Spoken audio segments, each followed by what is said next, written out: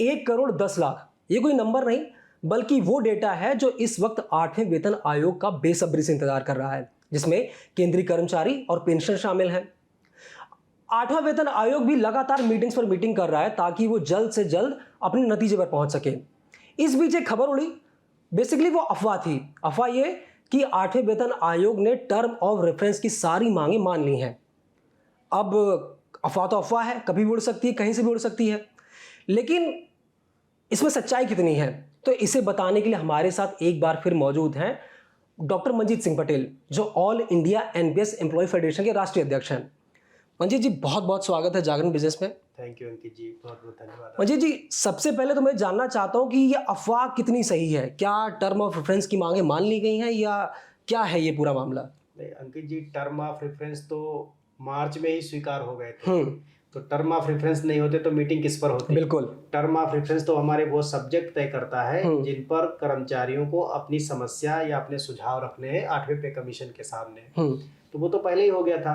हाँ, अभी जो ये खबर बहुत तेजी से वायरल हुई कि 8वें पे कमीशन ने कर्मचारी संगठनों की कुछ मांगे मान ली है, फिटमेंट फैक्टर को स्वीकार कर लिया है या कुछ और यूनिट्स को स्वीकार कर लिया है, ये दरअसल मतलब जो है सस्ती पब्लिसिटी के चक्कर में कुछ मैं तो कहूँगा लो ग्रेड मीडिया इनको उड़ाता है अपने व्यूज़ बटोरने के लिए।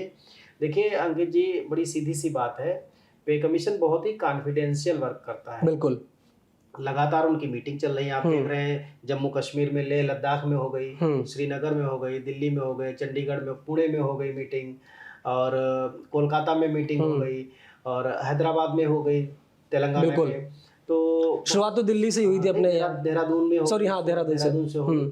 तो मतलब 10-12 जगहों पर तो मीटिंग्स हो चुकी हैं, और 2-4-6-10 जगह और जो होंगी, जो मीटिंग होनी बाकी है, वो भी चल ही रही हैं।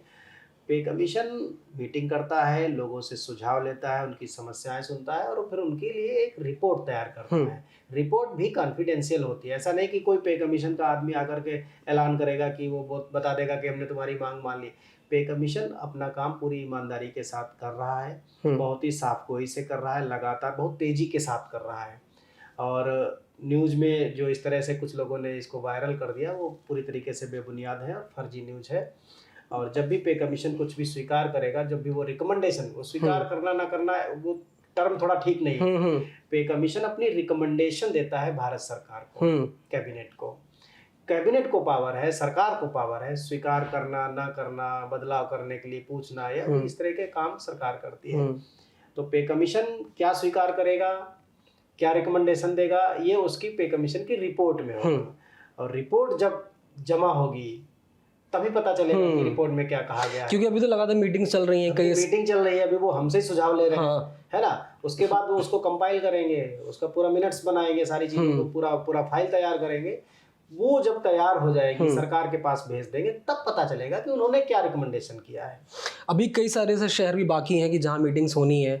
तो अभी जैसे पिछले दिनों जब देहरादून से मीटिंग बेसिकली शुरू हुई, फिर अपना दिल्ली में हुई, अब तक कितने शहरों में मीटिंग्स हो चुकी हैं 8वें वेतन आयोग की, और कितने ऐसे शहर बाकी हैं जहाँ पर मीटिंग्स होनी है अभी? जी देखिए, ऐसा कोई डेटा नहीं है हमारे पास, वो तो आयोग ही तय करेगा कि कहाँ कहाँ करना है, कहाँ कहाँ नहीं करना है।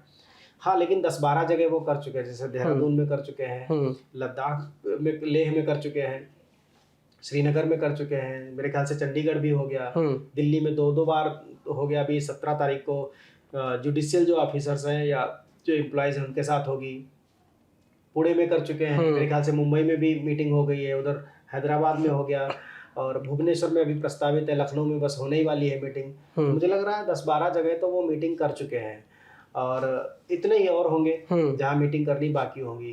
क्योंकि पिछली बार का मुझे याद आ रहा है, जब 7वें पे कमीशन ने जब अपनी बैठकें शुरू की थी, टोटल उनके पास 80-85 मीटिंग्स थी। तो उस हिसाब से अगर आप यहाँ देखिए कि अगर 12-13 अगर हो चुकी हैं, तो उसको डबल कर दीजिए, कहीं 2 दिन, कहीं 3 दिन, इस तरीके से, तो टोटल 25-30 के आसपास संख्या मीटिंग्स की पहुँच चुकी होगी। और दिल्ली में जो मीटिंग्स हुई होंगी, मुझे लग रहा है कि 3 दिन था दिल्ली में जो शेड्यूल, 3 दिन का था, 28, 29, 30 मुझे याद आ रहा है मई में। तो 28, 29, 30 में अगर 20-20 लोगों के साथ उन्होंने मीटिंग करी होगी, 20-20 तो 60 एसोसिएशन के साथ मीटिंग हो चुकी होगी। फिर बीच में और 2 दिन उन्होंने दिए थे, जिसमें रेलवेज और डिफेंस को अलग से टाइम दिया था, अलग से टाइम दिया था। तो वहाँ अगर 2 दिन उन्होंने किया होगा तो 15-20 एसोसिएशन के साथ मीटिंग हो गई होगी। फिर अगर अभी जुडिशियल जो एम्प्लॉइज हैं, ऑफिसर्स हैं, उनके साथ मीटिंग होने वाली है। तो मुझे लग रहा है कि आयोग ओवरऑल 40 से 50 के आसपास या 40 से थोड़ा कम या थोड़ा ज्यादा इतने एसोसिएशंस के साथ बैठक कर चुका है, मीटिंग कर चुका होगा। तो ये एक बड़ा नंबर है, क्योंकि अभी शुरुआत ही आप देखिए कि अप्रैल में शुरुआत हुई इसकी। तो अप्रैल मिड में शुरू हुई, 14-15 अप्रैल में शुरुआत हुई थी, तो 14 मई और 14 जून, तो 2 महीना हुआ है। 2 महीने में अगर 40-50 मीटिंग हो गई तो अपनी स्पीड से एकदम बढ़िया काम कर रहे हैं 8वां वेतन आयोग।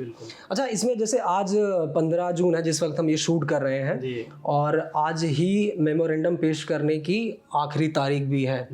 तो आपको क्या लगता है कि कुछ लोग ऐसे बचे हैं जिन्होंने अभी मेमोरेंडम पेश नहीं किया, अपना सबमिट नहीं किया है, और क्या आपको क्या लगता है कि डेट बढ़ेगी? कुछ लोग तो तब भी बचे रहेंगे जब 8वां पे कमीशन लागू हो जाएगा और 9वें पे कमीशन की बात चल रही होगी। तो कुछ तो हमेशा बचे रहेंगे। उनका कोई मतलब, देखिए जो लोग विलिंग हैं, जो जागरूक हैं, है ना, जो संपर्क में रहते हैं, हम लोगों ने कैंपेनिंग भी की थी कि ज्यादा से ज्यादा सुझाव अपने पे कमीशन को भेजिए। हम लोगों ने खुद करीब 100 लोगों से हमने मेमोरेंडम भिजवाए।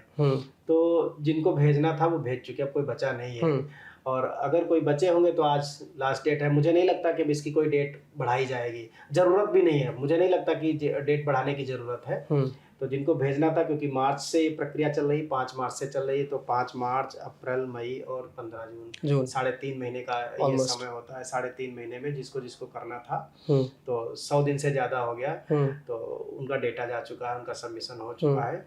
अब तो मैं माननीय आयोग से यही गुजारिश करूंगा कि जल्दी से जल्दी मीटिंग खत्म करके और अपनी रिपोर्ट को कंपाइल करें, रिपोर्ट तैयार करें, और कैबिनेट को या भारत सरकार को जहाँ भी देना है उनको रिपोर्ट को, वो जल्द से जल्द अपनी रिपोर्ट पहुंचाएं। अच्छा, जैसे आपने बोला कि मीटिंग से ये खत्म हो जाए और काम शुरू जल्दी होना चाहिए, आपको क्या लगता है कि जब ये मीटिंग्स खत्म हो जाएंगी 8वां वेतन आयोग की, तो अगला प्रोसेस क्या हो सकता है?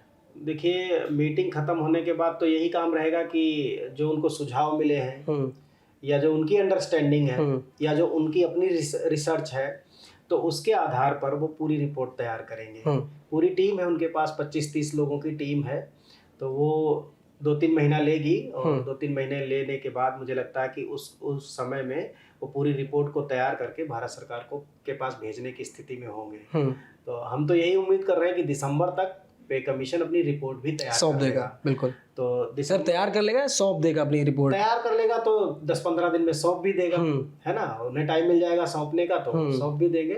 तो मेरा कहने का मतलब है कि दिसंबर में पे कमीशन अपनी रिपोर्ट तैयार कर लेगा, तो उसे जनवरी के लास्ट तक सरकार को दिया जा सकता है। जनवरी में सरकार के पास पहुंच सकती है।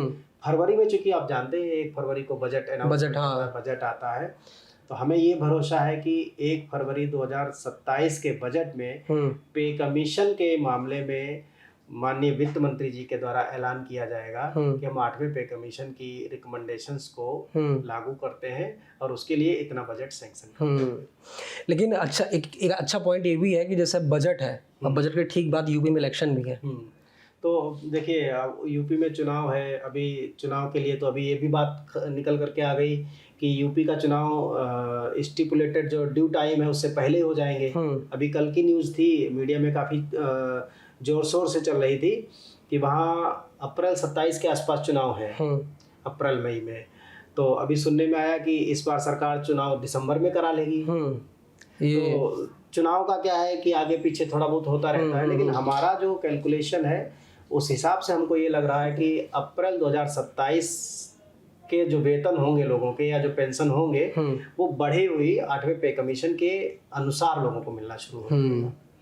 तो मतलब बेसिकली आप ये कह रहे हैं कि जो आने वाला जो बजट होगा 2027 वाला, उसमें अनाउंसमेंट हो जाएगा, और मार्च अप्रैल यहाँ से बढ़ी हुई सैलरी सबके खाते में आ जाएगी। बिल्कुल, हमारा तो यही मानना है।